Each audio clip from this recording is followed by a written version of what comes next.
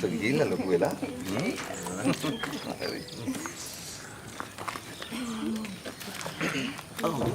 ඔන්න මම ඔක්කොම ටික සුද්ධ කරේවා. අවුරුදු 5ක්ම ඉතින් වහලානේ. ට්‍රේන් කරන මිනිස්සුත් වැඩි හොන්තරම කරා සුරි. මිනිහා හරි හොඳ මිනිස්සයා. බලන්නකො නිර්මලා මට වෙච්ච වැඩි.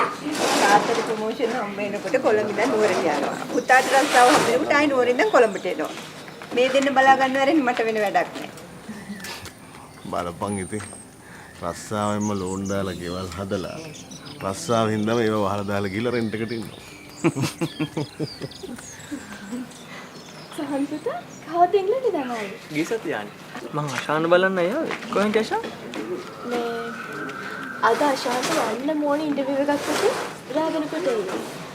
අපි අමුතාතරට අයියේ මහසිත ඇතිනේ මං තේ හදාගෙන එන්නම්. ගිහින් රෙස්ට් කරන්න. ලන්ච් වලට එන්නකෝ අපේ ගෙදරට. ෂෝ මොකටද කරදර වෙන්නේ? ඔය තන දැක්කත් බඩ පුරනවා වගේ.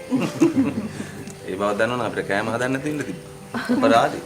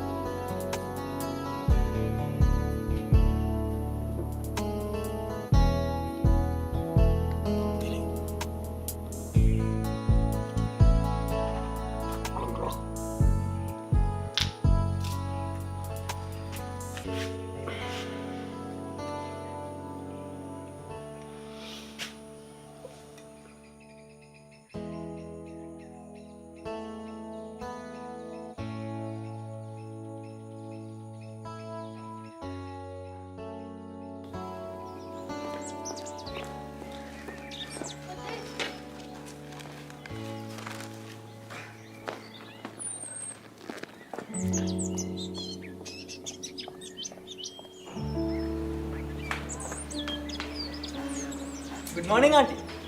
Go අශාන්. මේ පුතා හැරෙන්න පරක්කු වෙයි කියලා අශාන් මේ දැන් ගියේ. හරි auntie මං යනවා. මට පරාක්කුලත් බස් දෙන්නේ ජොබ් එකට.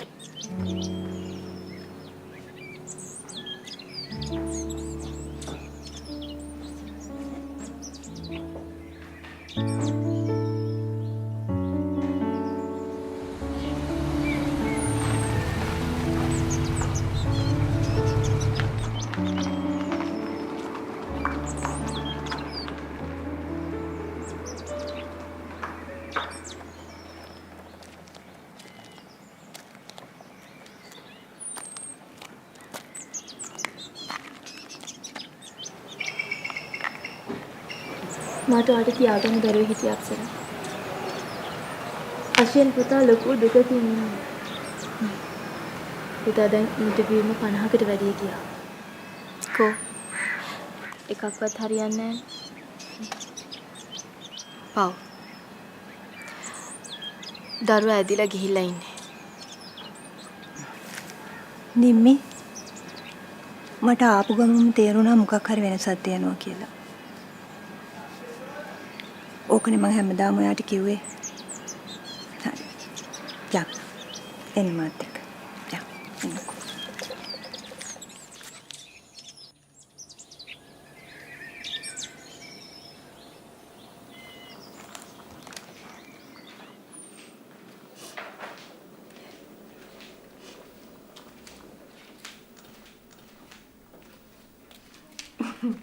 මොකද තනියම ඉන්නා වෙන්නේ?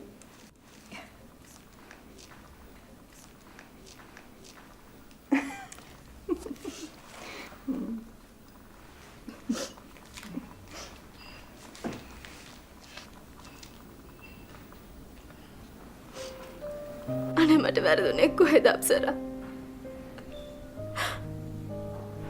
මම හැමදේම කළේ මගේ දරුවට. අපි ආව හොඳ මේ ඉස්කෝලේ වලට දැම්මා. හොඳම ටියුෂන් වලට දැම්මා. හැමදේම හොඳටම දුන්නා. ඇයි මෙහෙම වුනේ?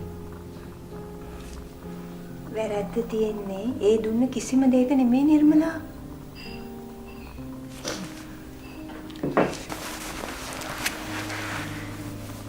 අනිත් එක තාම එහෙම මුකුත් වෙලා නැහනේ නේද? ඉස්සෙල්ලා ඔයාට වැරදිච්ච තැන තේරුම් ගන්නකෝ. ඇයි එහෙම කියන්නේ? අහන්නකෝ.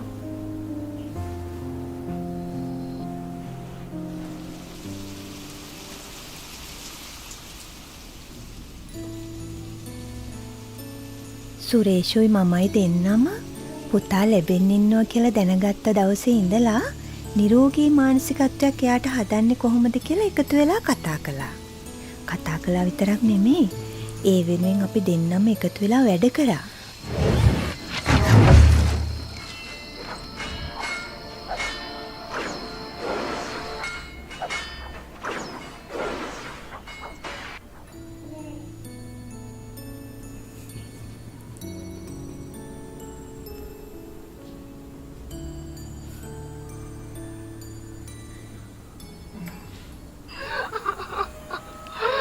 මේ මිනිහව මරන්න එපා යන්නේ.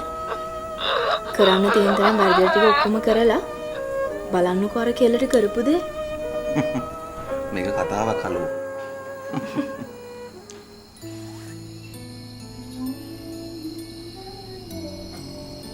අපි පුතාට නැලවිලි කවි කිව්වේ එයා කුසේ ඉන්න කාලේ ඉඳලමයි. ඔයාට මතකද?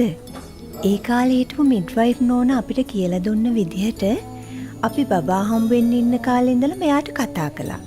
සින්දු කිව්වා. එයා හම්බ වුණාට පස්සෙත් එයාගේ පංචේන්ද්‍රයන් උත්තේජනය වෙන විදිහේ ක්‍රියාකාරකම් කළා. ඒක දරුවගේ මොළේ වර්ධනයට හරිම වැදගත්. මේ නිර්මලානේ මම මේකට කලින් කියලා දෙනවා අපේ අම්මට මුකුත් කියන්න එපා කියලා. මට ඕන දෙයක් කරගන්න අම්මට මුකුත් කියන්න එපා. එච්චරයි. මොන කාලේ වුණත් ඉතින් පවුලක් විදිහට පොඩි පොඩි නෝකාඩු හිත් රිදීම් සම්ඩු සරුවල් ඇති වෙනවනේ. හැබැයි ඒවා පාලනය කරගන්න අපි දෙන්නම වග බලා ගත්තා.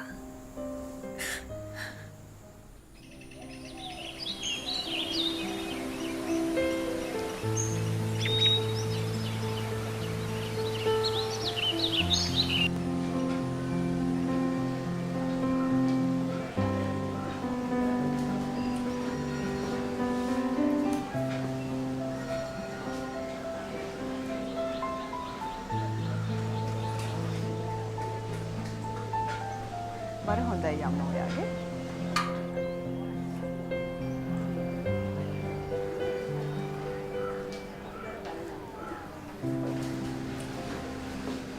අපි දැන් ඉඳලම සූදානම් වෙන්න ඕනේ බබාට මව්කිරි දෙන්න. මොකද බබා ඉපදිලා මුල් මාස 6 පුරාම අපි බබාට දෙන්නේ මව්කිරි විතරමයි. බබාට මුල් මාස 6ම මව්කිරි දීලා අපි බලාපොරොත්තු වෙන්නේ බබාගේ වර්ධනය විතරක් නෙමෙයි. තුරුල් කරන් ආදරෙන් සෙනෙහසින් බබාට මව්කිරි ටික දෙනකොට බබාගේ මානසික සංවර්ධනයත් දියුණු වෙනවා. එයාගේ ඇස, කන, නාසය, දිව සම කියන පංචේන්ද්‍රයන් උත්තේජනය වෙලා බබාගේ මනෝ සමාජීය සංවර්ධනය ඊටාම හොඳින් සිද්ධ වෙනවා. ඒ වගේම මේ පුංචි දරුවට මව්කිරි ටික දෙනකොට සමාජයේ මතයක් තියෙනවා මුලින්ම එරෙන කහපාට කිරි ටික හොඳ නෑ. ඒක දොවලා ඉවත් කරන්න ඕනේ කියලා. ඒක ඊටාම වැරදි මතයක්. අපි නම් මේ මුල්ම කිරි ටිකට මේ කහපාට කිරි ටිකට කොලෙස්ටරෝල් වලට කියන්නේ රන් කිරි කියලා. මොකද ඒ කිරි ටික ඒ තරම වටින නිසා. මේ මුලින්ම එරෙන කහපාට කිරි ටික බබාට දුන්නාම බබාගේ ප්‍රතිශක්තිකරණ ශක්තිය ගොඩාක් වැඩි වෙනවා. ඒ කියන්නේ අපේ දරුවව රෝග වලින් ආරක්ෂා කර ගැනීමේ ශක්තිය වැඩි වෙනවා. ඒ නිසා අම්මලා මතක තියාගන්න ඕනේ මුල් දින කීපය තුල එරෙන මේ කහපාට කිරි ටික බබාට දෙන්න. මේ විදිහට මව් කිරි දෙන්න නම් අම්මලා දැන් ඉඳලම පෝෂණය ගැනත් හිතන්න ඕනේ.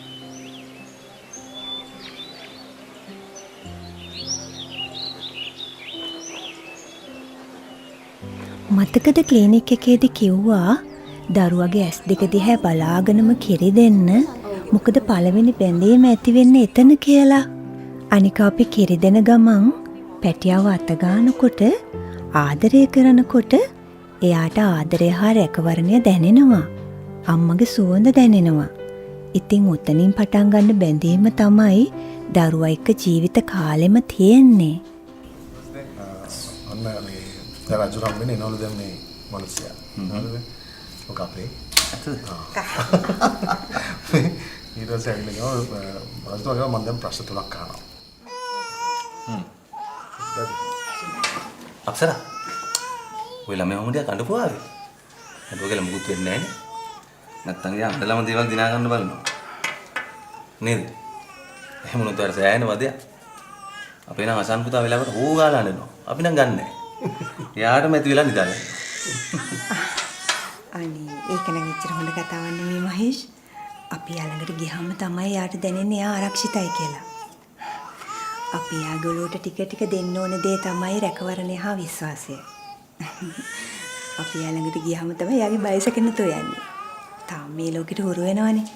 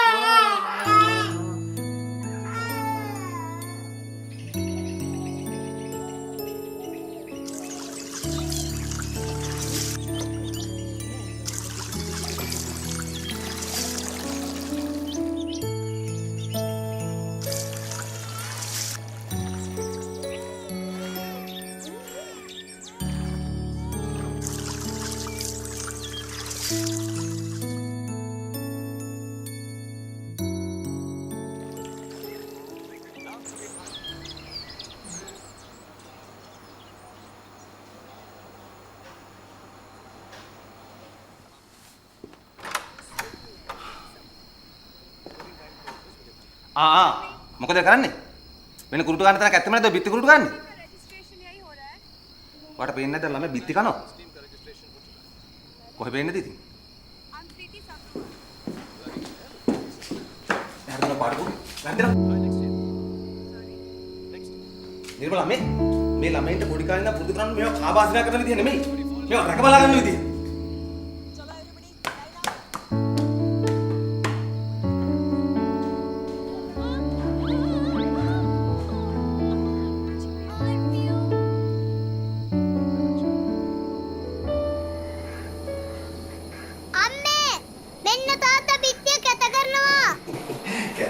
නෙමෙයි පුතේ. අපි අඳිනවා. ඇයි ඒ ලොකුවට ගත්තේ දැන්? අඳින් පස්සේ මේ ටික ඔක්කොම ඔයාගේ. ඔයාට කැමති දිහාට මේක ලියන්න පුළුවන්. දරුවෝ ආසයි එයාලට පේන ලෝකේ එයාලට පේන විදිහට නිර්මාණය කරන්න. ඒකයි එයාලා අහුවෙන තැන්වල අඳින්නේ. අපි කරන්න ඕන එයාලව වළක්වන එක නෙමෙයි. එයාලට තමන්ගේ නිර්මාණාත්මක හැඟීම් පිට කරගන්න ඉඩ දෙන එක. එයාටම කියලා තැනක් වෙන් කරලා දුන්නම එයා හැමතැනම අඳින්නේ නැහැ. බිත්ති නම් ආපහු පාට කරගන්න පුළුවන්. ඒත් ඔයාලා කෑ ගැහුවම හානි වෙන දරුවගේ නිර්මාණ ශක්තිය, ආත්ම ශක්තිය, ආත්මාභිමානය ආපහු ගන්න නම් බෑ.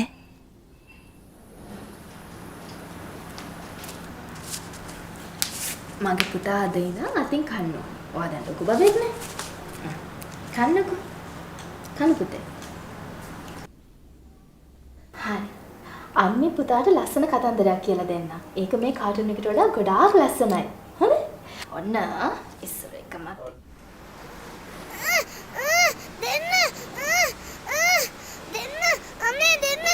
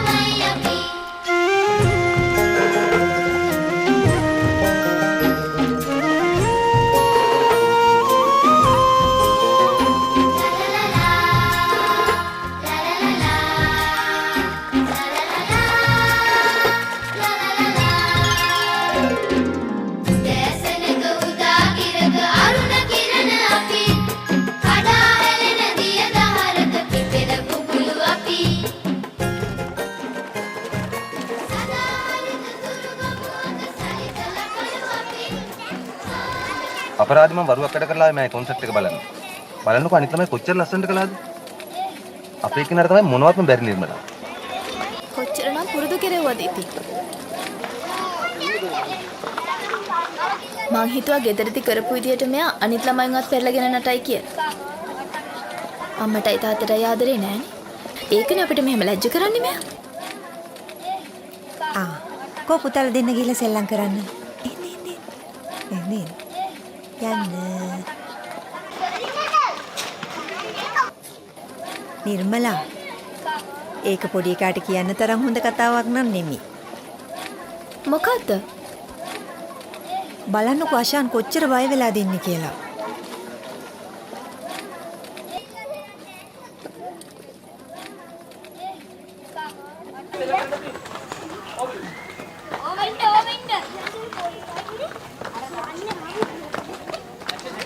අර බලන්න. අෂාන් මොනතරම් බය වෙලා දෙන්නේ කියලා. අනිත් එක ඔයාලා ඔය කියන දේවල් වලින් එයා හිංසකයා හිත කොච්චර රිදෙනවද? නිම්මි. එහෙම වුණාම ඒ දරුවට නැති වෙන්නේ එයාගෙන තියෙන ආත්ම විශ්වාසනේ.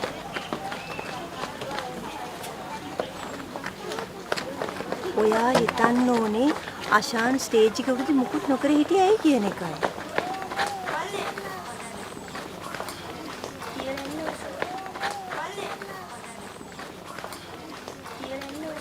හරි මන් දන්න ඔය දෙන්නම අෂාන්ට ගොඩාක් ආදරේ කියලා. ඒ වුණාට නිම්මි අපි දෙමව්පියෝ විදියට මුකුත් නොහිත කරන දේවල් ඒ ළමයින්ගේ ජීවිතේට බොහොම නරක විදියට බලපානවා. ඔව් ඒක ඇත්ත. ඒත් මෙච්චර පුරුදු වෙලා මෙලම එතෙන්දී ඔහේ හිටියනේ. නිම්මි එක ළමයි එක විදිහයිනේ. එක කෙනා දක්ෂ එක ඒවට. අපි කරන්න ඕනේ ඒගොල්ලෝ දක්ෂ මොනවද කියන එක හරියට අඳුනගන්න. එහෙම නැතු ওই විදිහට කෑ ගහලා හරියන්නේ නැහැ. එහෙම තමයි යන්නේ ළමයින්ගේ හැටි.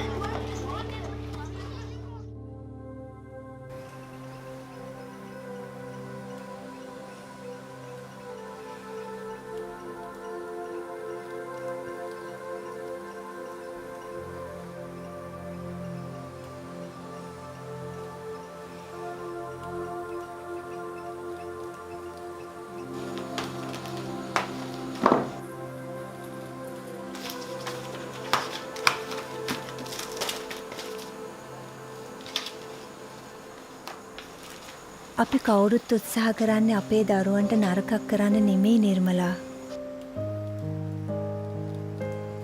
නරක අම්මලා තාත්තලා නෑ. නරකක් වෙන්නේ අවබෝධයක් නැතුව ආදරය කියලා අපි කරන අතපසුවීම් වලින්.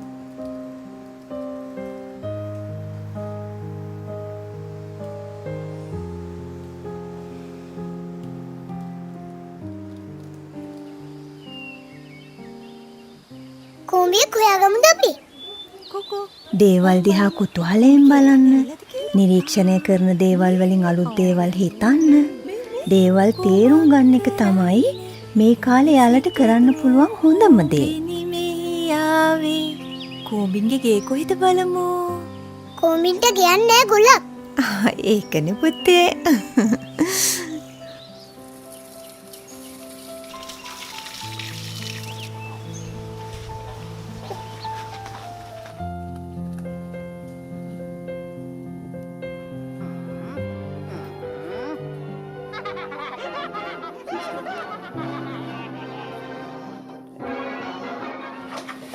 එයා Taman දකින දේවල් තේරුම් අරගෙන ඒවා එක්ක තර්ක කරලා එයාගේ ඔළුවේ අලුත් දේවල් හදාගන්නේ. හරියට රයිට් සහෝදරයෝ කුරුල්ලන් දිහා බලලා උන්ගේ ගති ස්වභාවය ඉගෙනගෙන ප්ලේන් එක හැදුවා වගේ.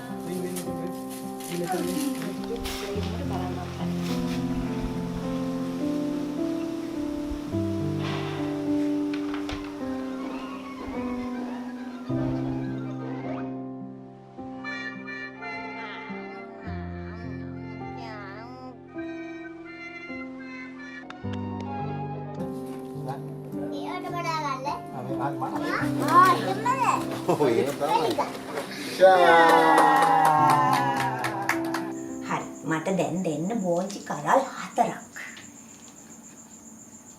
1යි 2යි 3යි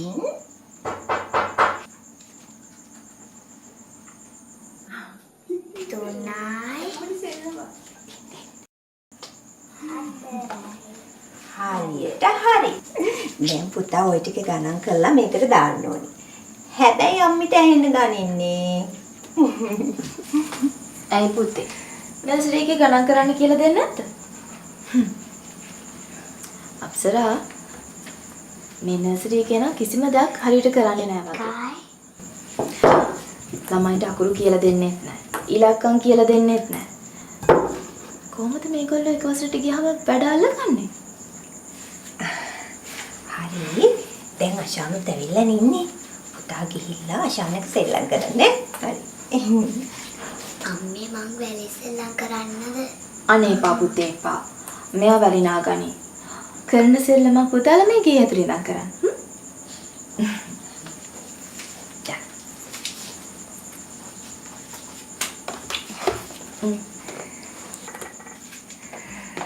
ඔය විදිහට හැමදේටම එපා කියන්නේ එපා ළමයෝ. අනිත් එක ඔය වයසේදී වැලිත් එක්ක සෙල්ලම් කරන එක ඒගොල්ලන්ට හරිම වැදගත්. එහෙම කරලා තමයි ඒගොල්ලෝ මේ වටපිටාව අඳුනගන්නේ. ඔයාලට මතක නැද්ද? අපි ඒ දවස්වල මොනතරම් මඩ කෑවද? මට නෑවද? අනේ ඔය නර්සරි එක නම් හරියන්නේ නෑ අප්සරා. බලන්නකෝ. දැන් මේ ළමයින්ට මේ ඉලක්කම් ගණන් කරන්න කියලා දෙන්නලා තියෙන අපිටනේ. ගණන් ඉලක්කම් නෙමෙයි. ඉස්සෙල්ලා ළමයාට භාෂාව කතා කරන්න පුළුවන් වෙන්න ඕන. මේ අශාන් පුතා තාම හරියට වචන කතා කරන්නේ නෑ නේද? නිම්මේ අපි බඩේ ඉඳ ඇද්දිමයි දරුවට භාෂාව එන්න සලස්වන්න ඕනේ. අපි ගෙදරින් කරන්න ඕනේ ඒවා. කතා කරන එක නම් කොහොම හරි ඉගෙන ගනින්නේ. නර්සරි එකට බම්බු ගහ ගන්න කියලා මම නම් ගෙදරින් ඉලක්කමුයි අකුරුයි කියලා දෙනවා. ඔයාලට පිස්සුද ළමයෝ? නර්සරි එක කියන්නේ දේවල් සෙල්ලමින් ඉගෙන ගන්න තැන. අකුරු ඉලක්කම් ඉගෙන ගන්න නේ ඉස්කෝලේ තියෙන්නේ. අනිත් එක ඉස්සෙල්ලාම මේගොල්ලෝ ඉගෙන ගන්න ඕනේ මේ දේවල් අඳුන ගන්න. ගල්, වැලි, වතුර වගේ දේවල් එක සෙල්ලම් කරලා තමයි ඒගොල්ලෝ මේ පරිසරය අඳුරගන්නේ. එතකොට එයාගේ අතේ තියෙන මේ සියුම් මාංශ පේශි ශක්තිමත් වෙලා පැන්සල අල්ලගන්න ඉතාම පහසු වෙනවා. අනිත් එක ඉතින් ඔය යාළුවෝ ටිකක් එකතු කරගන්න. ඒගොල්ලොන්ට එක දේවල් බෙදා හදා ගන්න පුරුදු වෙන්නේ නර්සරි එකෙන්නේ. එහෙම වුණාම අකුරු ඉගෙන ගන්න එක නිකම්ම කෙරෙනවා. අම්මේ මම වොෂ් දාන්න යනවා. ඔයා සහන් පුතාට තනියම මේ දේවල් කරගන්න දෙනවද? අනේ ඌ නිර්මලා අපි යා පුංචි කාලෙම යාට තනියම කරගන්න පුළුවන් දේවල් වලට ඉඩ දුන්නා. හැබැයි ඒ අයව කරන අතරේ අපි අවධානයෙන් ඉන්න ඕනේ. එතකොට තමයි ළමයි ස්වාධීන වෙන්නේ.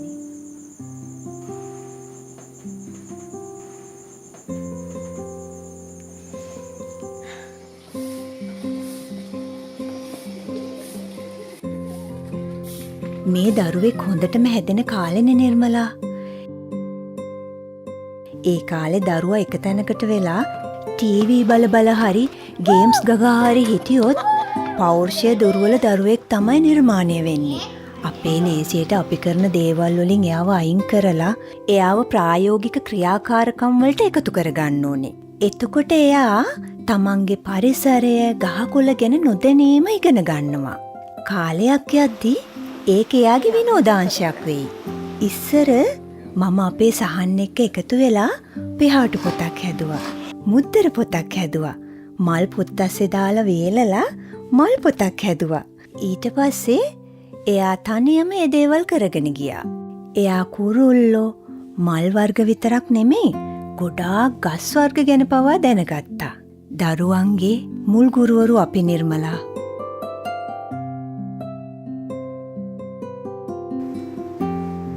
නිම්මි මං ඒ දවස්වල වලට ඕක කොච්චර කිව්වද? මට වෙලාවකට බයත් හිතුණා ඔයාලා හිතයි කියලා මේ අප්සරාගේ පඬිතකම් කියලා. ඒත් ඉතින් අශාන් කියන්නේ මොන තරම් දක්ෂ දරුවෙක්ද නේ? මං ඔයා කියපු ගොඩාක් දේවල් කළා අප්සරා. හැබැයි පිළිවෙලට නෙවෙයි. ඒත් ඊට පස්සේ සුරේෂ්ගේ ට්‍රාන්ස් එකත් එක්ක ඔයාලා නුවර ගියාම මං තනි වුණා. වැඩවලට හිර වුණා. පුතා එයාගේම ලෝකෙකට වුණා. එයා කාත් එක්කවත් කතාවක් නැතුව සම්බන්ධයක් නැතුව කාමරේටම වුණා. නිම්මි ඒව දරුවන්ගේ වැරදි නෙමෙයි. අපි පොඩ්ඩ බැරි වෙනකොට පුංචි කාලෙම දරුවන්ගේ අතට ෆෝන් එක දෙනවා. ඉතින් ඒගොල්ලෝ පොඩි කාලෙම පුරුදු වෙනවා අනිත් අයගෙන් වෙන් වෙලා තනියම ඉන්න. ඊට පස්සේ ඉතින් කරදලුස් මහත් වෙනකොට ඒගොල්ලෝ නිකම්ම හුරු වෙලා ඉවරයි අනිත් අයගෙන් වෙන් වෙලා ඉන්නේ.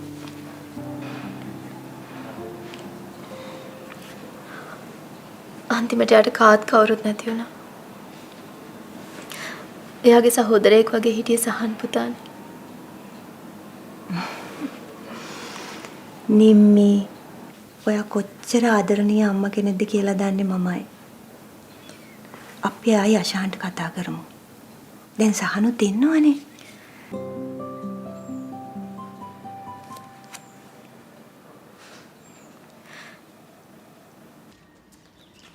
සහන් සහන් ගෝවන් මේ බොස් කතා කරා බං මේ මට පළවෙනි ඉඳලා වැඩට එන්න කිව්වා. තෑන්ක්ස් නෑ නියමයි. අනේ සහන් පුතාට ගොඩාක් දී.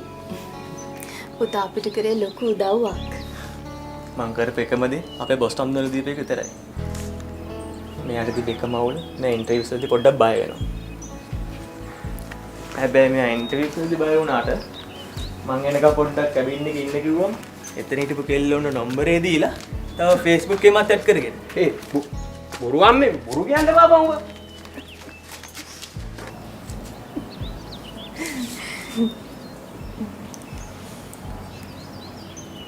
තේරුණා නේද නිර්මලා? ඕනම ළමයෙක්ට දක්ෂතා තියෙනවා. ඒත් අපි ඒගොල්ලෝ පුංචි කාලේදී කරන දේවල් වලින් නොදැනුවත්වම ඒගොල්ලන්ගේ ජීවිතේට ලොකු විනාශයක් වෙන්න පුළුවන්. නේද?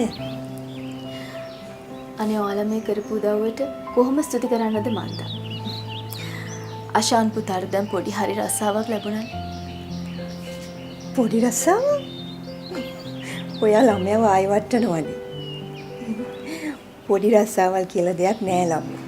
තියෙන්නේ රස්සාවල්. ඒක ලොකු කරගන්න එක තමන්ගේ වැඩ. නිර්මලා ළමයි කොච්චර ලොකු වුණත් ඒගොල්ලන්ට කිසිම දෙයක් එකපාරට ඉබේ පහළ වෙන්නේ නැහැ. ඒක අපි පටන් ගන්න ඕනේ ඒගොල්ලන් පුංචි කාලෙදිමයි.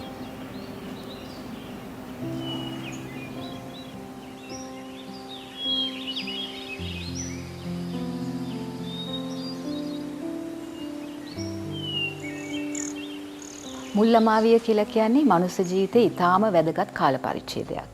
ඒකට හේතුව තමයි මොලේ 80%ක් වගේ වර්ධනය වෙන්නේ මෙන්න මේ කියන කාල සීමාව තුල. ලංකාවේ නම් අපි කියන්නේ කුස තුල ළමයේ පිළිසඳගත් දවසේ ඉඳන් අවුරුදු 5ක් වගේ යන කාලය තමයි අපි මුල්ලමාවිය කියලා හඳුන්වන්නේ.